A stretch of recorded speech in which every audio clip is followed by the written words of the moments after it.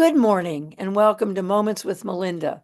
I am your host, Melinda Moulton, and today I am so excited to have with us Governor Madeleine Kunin. Governor, welcome to my show. Thank you, Melinda. It's a pleasure to be on your show. Well, I'm so happy to have you. Now, all my viewers know who you are, but let me just refresh their memories. Governor Kunin was the 77th governor of Vermont from 1985 until 1991. She was Vermont's first and only female governor to date. She served as the United States ambassador to Switzerland and Deputy Secretary of Education under the Clinton administration. Governor Kunin is a James Marsh Professor-at-Large at the University of Vermont. She is a journalist, author, educator, national leader for women's rights, and so much more. Well, thank you. You're amazing. I could spend this entire half hour just talking to my viewers about your life and your accomplishments. But I have some questions to ask you because this is a very challenging time we're living in. So let's start at the beginning. So, Governor, if you could talk to us about your early years when you fled Switzerland for fear that the Nazis would invade, can you talk to us about that time in your life? Well, I was about 5.5 when we came to the United States, and at that time, my mother was a single parent. My father had died when I was 2, and that expression, single parent, wasn't common then. And but she was afraid that Hitler would invade Switzerland. So we came to America, just like millions of immigrants had that dream of a better life, a safer life in the United States. My mother had that dream. So she brought us up, us being my older brother, Edgar May, and she was a very good parent because I never felt really deprived. I, she was both mother and father to us, and we were excited about being in the United States. She conveyed the idea that anything is possible in America, and we grew up with that ideal. So, I would say that she probably was the person who most inspired you to become one of the most revered women of our time, because you are a trailblazer for women, children, the climate, and democracy. Now, Madeline, I want to focus on our current events. I know that you know, but you and I are, you know, we get what's going on here. So I want to talk to you a little bit about it because I think my viewers want to hear from you. Um, we only have half an hour, and my viewers want to hear your thoughts. So let's start with Roe. How did we lose the fight for Roe v. Wade? And do you think we will ever be able to bring back full reproductive rights for women in this country? Well, I never dreamed when we got reproductive rights that we would lose it in a few years. That was beyond my imagination. And unfortunately now it's up for grabs. Some states you still have that right, you don't. And it's a real backlash. So I think we'll get it back, but we need a Democratic Congress to achieve that. And we need a Democratic president. And that's going to be a big slog. We have to really work hard to change this country around. And getting women in office and getting women to vote is part of the process. And both you and I have worked on that and helping to elect women. So I don't despair. I don't think we'll do it right away, but I'm quite confident we'll get it back because that's where the majority of Americans are. They do believe in choice, which used to be the word, but they do believe that it's fair to have access to abortion. Thank you so much for that. So let's move right into the MAGA movement and Trump's Project 2025. Your family fled Switzerland because of the Nazis. Do you see any parallels between Hitler's regime and the Trump MAGA movement? Unfortunately, the answer is yes. It started out with a man haranguing the public, and Trump has used some of the same expressions that Hitler has used, which is terrifying. I think he wants to be a dictator.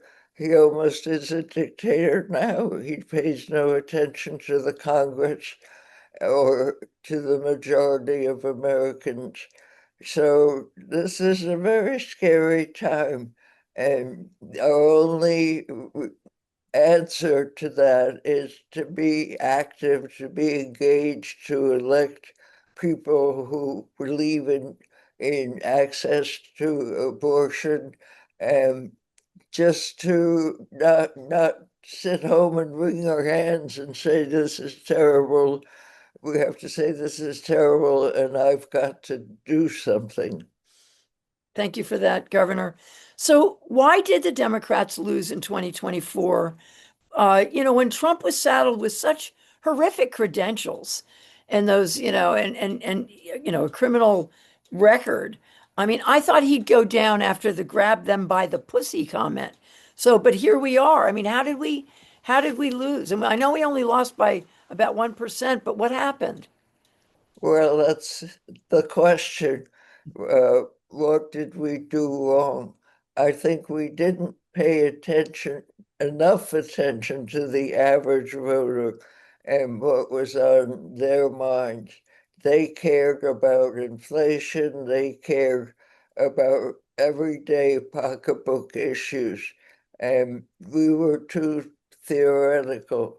But a number of things happened, but we have, instead of bemoaning what happened 3 years ago, we have to start to mobilize for the midterm elections and make sure that every voter gets to the polls, that people who are upset about what's happening now get involved and be sure to register to vote and to vote. I mean, that's our only tool is the vote.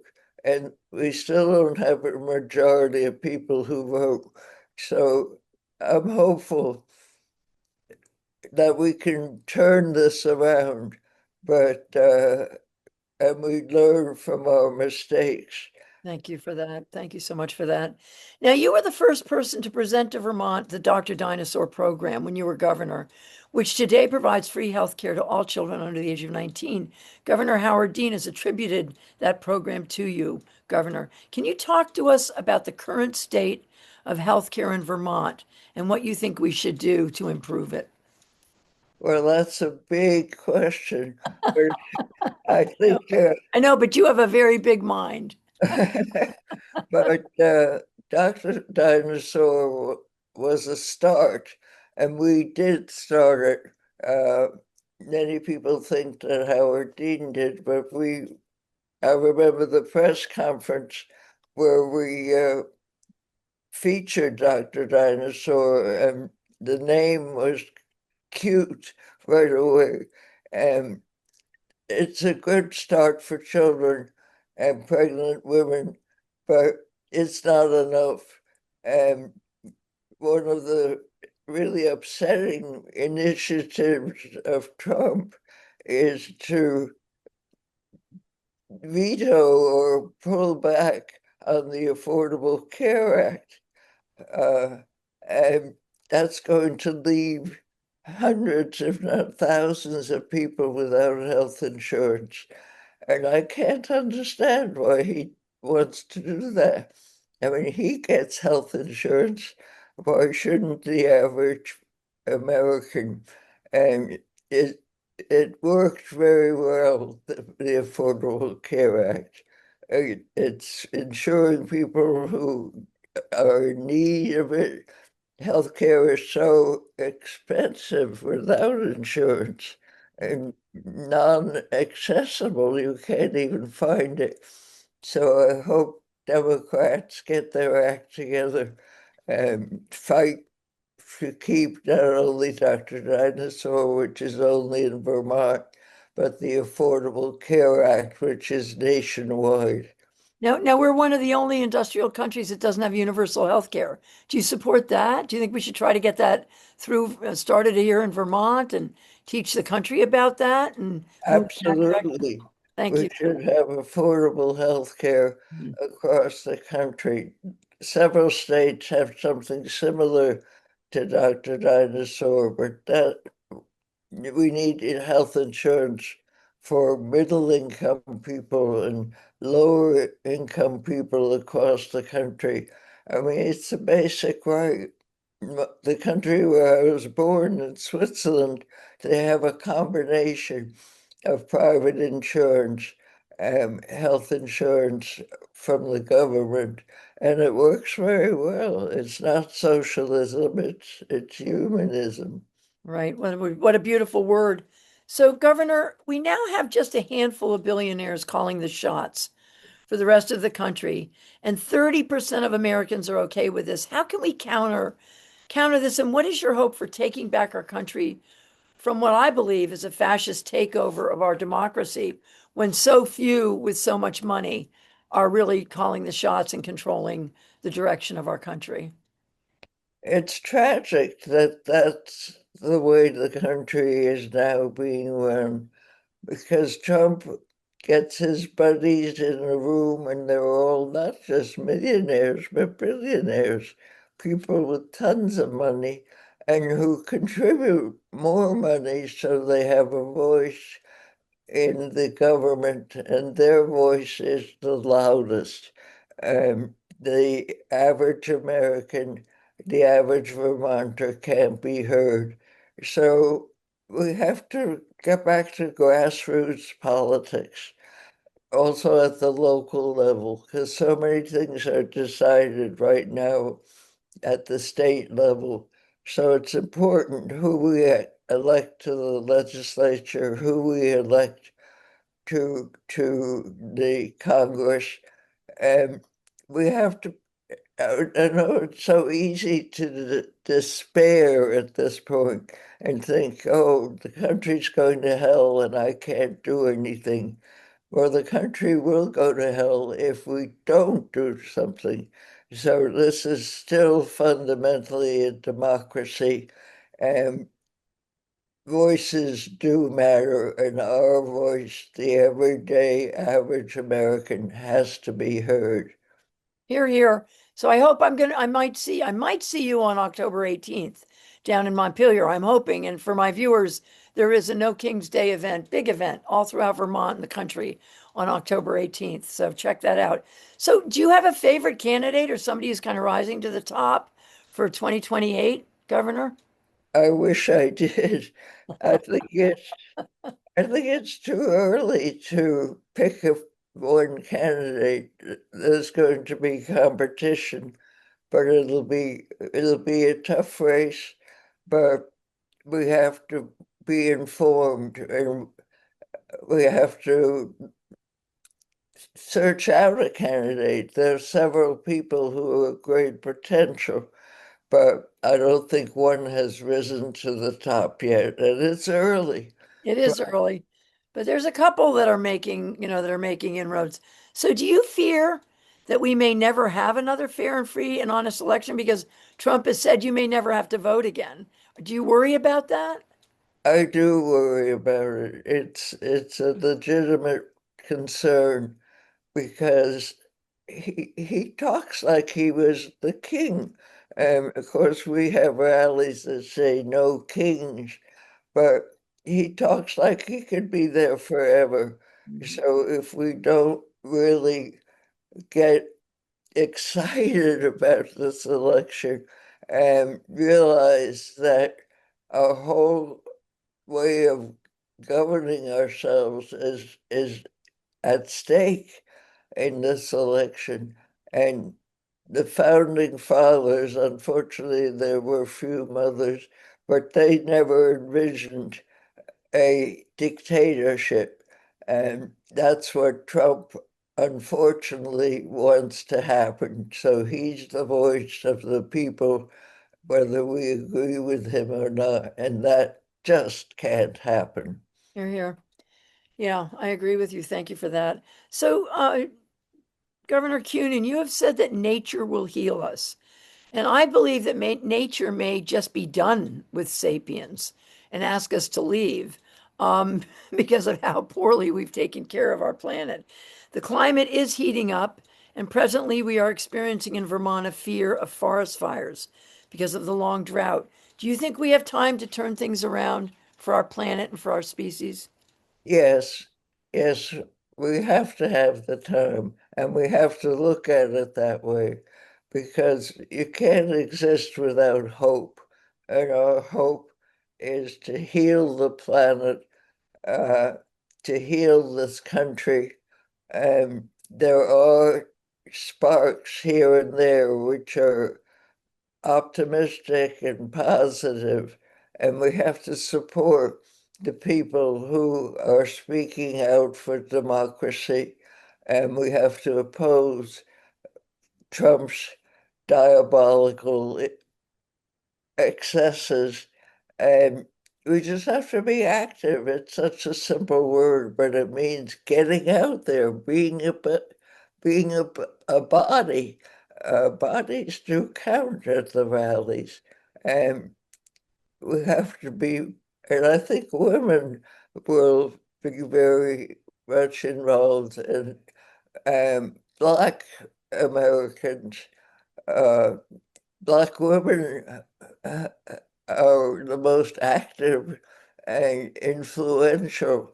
They're really wise and they're not going to sit on their hands.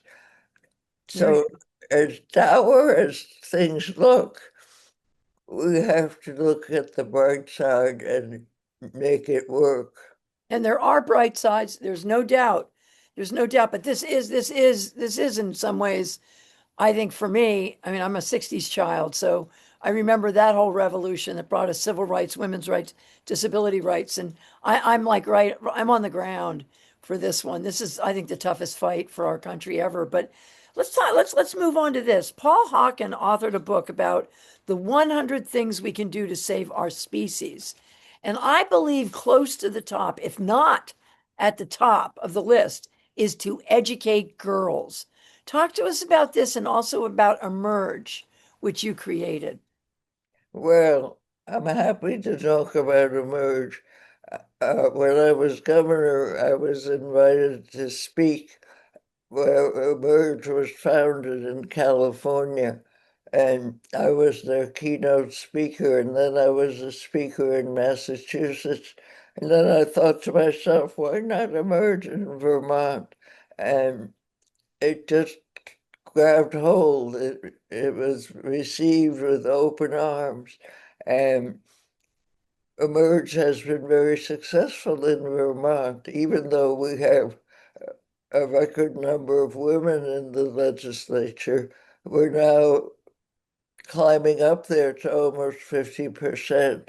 And what is Emerge? Emerge is a program that trains and teaches women how to run for office. It's hands-on, it's not theoretical. Anybody can join. We have separate sessions of Emerge classes. And almost 80% of the people who've gone to emerge and run for office, they win, they get elected. So politics is still a mystery to so many people. And Emerge sheds light on the process. It's not a mystery, it's teachable. It's That's what democracy is about, that anybody can learn the skills of democracy and get elected. And we have to have more Democrats. I mean, Vermont is sort of a little haven on the map because we are strongly Democratic at this point. It wasn't always that way, No, it wasn't. and now it is. But back in the day, we had Republicans like George Aiken, and Richard Snelling, and, that back in the, and we have Phil Scott, who's spoken out against Trump. So, I mean, you know this, that 55% of white women voted for Trump, as did a majority of black men and Latinos voted for him.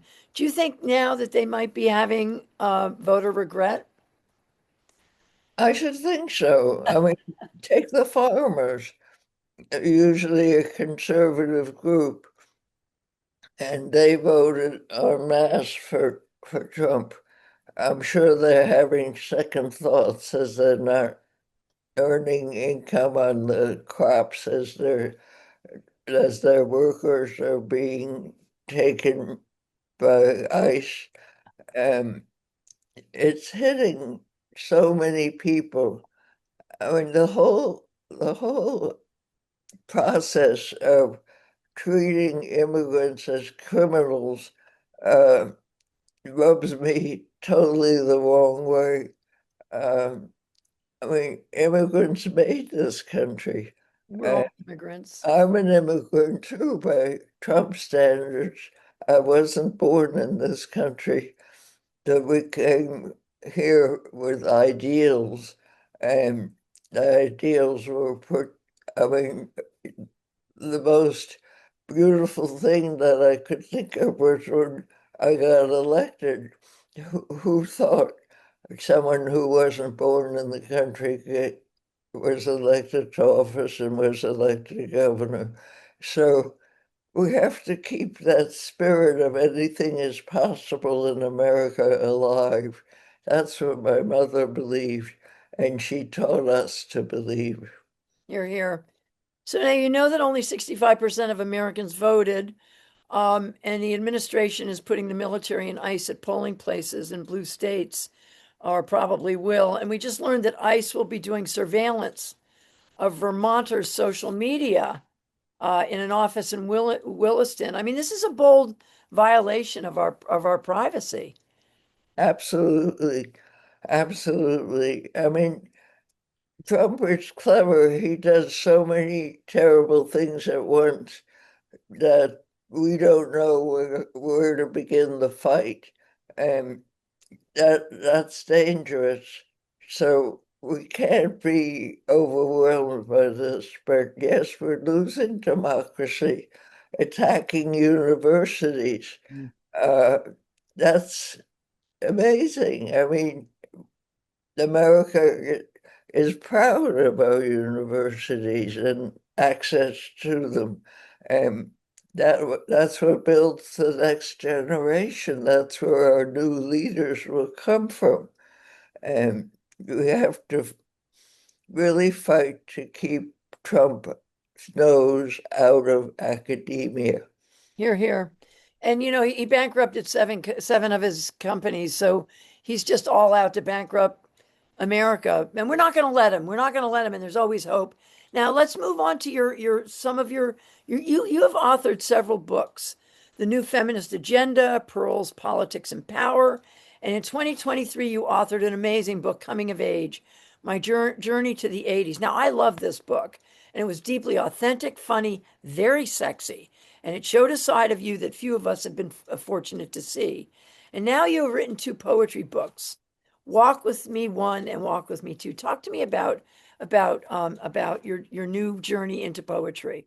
Well, when I was in office, I couldn't write poetry or fiction because my mind was totally focused on what to do next in the political realm. But when I retired from politics, though I never fully retired, uh, I something opened up in my mind, and poetry emerged, and I've been writing it ever since, and it's been a pleasure. But it's a different part of my brain than was involved in politics. I guess a lot of people have two sides. One is more inward and introspective. That's where writing fiction or poetry comes in.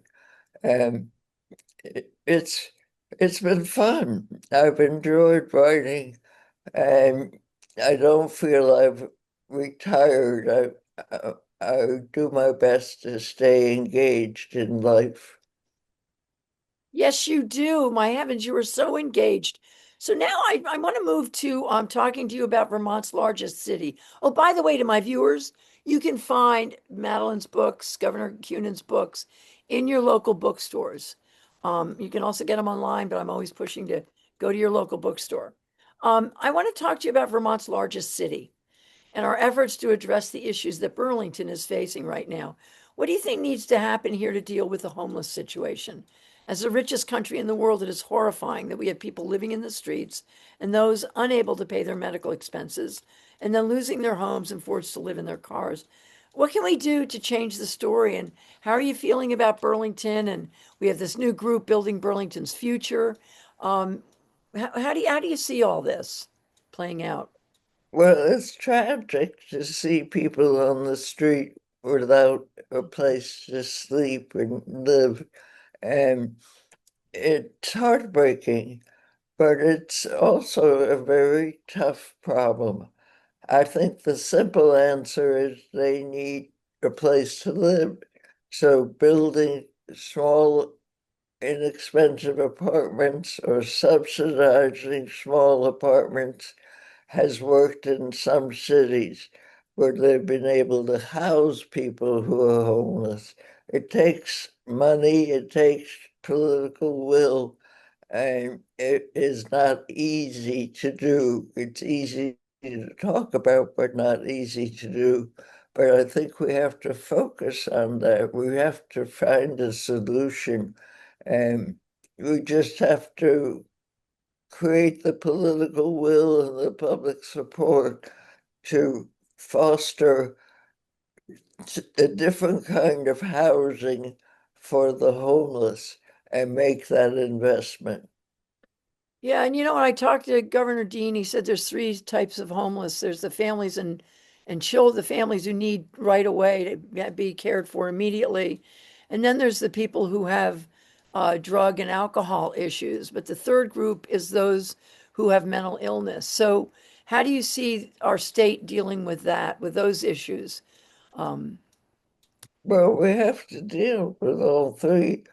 I mean, the big problem probably started years ago when we closed the institutions for the poor and the ill, and some found alternative housing and care, and some didn't.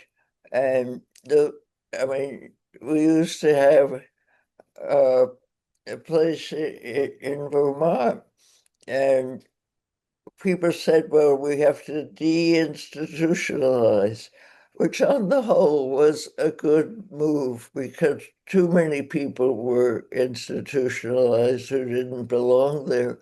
Uh, but we never quite filled the gap that was left when these institutions were closed. We talked about it, but it requires investment and it requires money to succeed.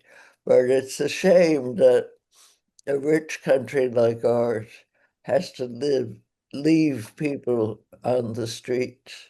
I hear you. I don't know if you remember, I know you ran for your governorship from Union Station. I can see that office right in my mind when I rented you that space. And I don't know if you remember back then, but we had the day station and folks could come down to the day station and they get everything. They get their medical care, they get job referrals, they get clothing, they get food, and they were cared for in that day station. And I think we need to do a little bit more of that here in the state. And um, Absolutely. but this new group, Building Burlington's Future, with the Pomerlows involved and the Ashes and Peter Clavel, they've raised a lot of money to help turn around our city, and I think it's going to do great things. So now we're coming to the end of my show, but I wanted to ask you to share with us. You talk a lot about hope. So talk to me about your hope for our country, and where do you see us in the next 10 years, Governor? Well, I guess I got involved in politics in the first place because you have to be optimistic unless you're just there to tear things down as Trump is and build his own idea of government. But I've always had optimism. I always felt you could improve people's lives through government. But we have to revive that. And I guess I'm hopeful partly because my family, my mother, my brother, and I came to the United States with optimism, felt that in this country, change can happen. I mean, the country where I was born, Switzerland, is a beautiful country with a functioning democracy, but it isn't as accessible, as open as the United States is. And both my brother Edgar May and myself, we, we both were drawn into politics because we love that optimism, that sense that anything can happen here. And I know it's harder now. It's harder for immigrants in this time, but don't give up. Anything can happen and change can happen. So at heart, I'm optimistic, but I also have times of great pessimism and where I fear for this country. So I think we have to be very careful in the next few years that we don't give up on our country and that we keep on fighting for the things we believe in. Well, I think we saw it with Jimmy Kimmel, man. I mean, when these things happen in our and the people, and we basically 70% of this country are supportive of democracy and our Constitution. So when things happen and the people rise up, there's great power in that, and you know that. So Governor Kunin, what words of wisdom can you give our children? Because I know you have beautiful grandchildren who are growing up during these deeply challenging times. It is their future, truly, that we are fighting for. Yes, absolutely. We have to fight for the future and we have to keep hope alive. I know it almost sounds like a cliche, but it's real. And democracy is built on change, that the people can change things. And Trump has taken that idea of change to change us back into a dictatorship, but we can grab change again and change us back into a real democracy where we have a voice, where we elect the people we believe in. And we have to teach that to the children in school. There's sometimes great ignorance about how government actually works.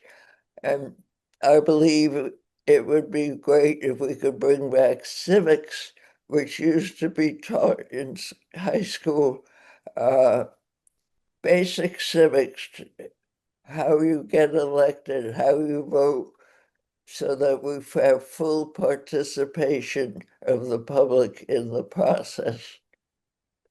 Here, here. Well, thank you so much, Governor Kunin. You are the backbone of all that is good and noble and bright in our country. And I am deeply grateful that you agreed to be on my show and that I can call you my friend. I love Uh, Thank you. I'd like to call you my friend too. Well, I love you, and so many of us love you. So thank you for your time. And to my viewers, I hope you have a good day. We have a little rain today, which is a good thing. So enjoy it, get out and let it cover you. It feels so good. Well, thank you, and we'll see you soon. Goodbye.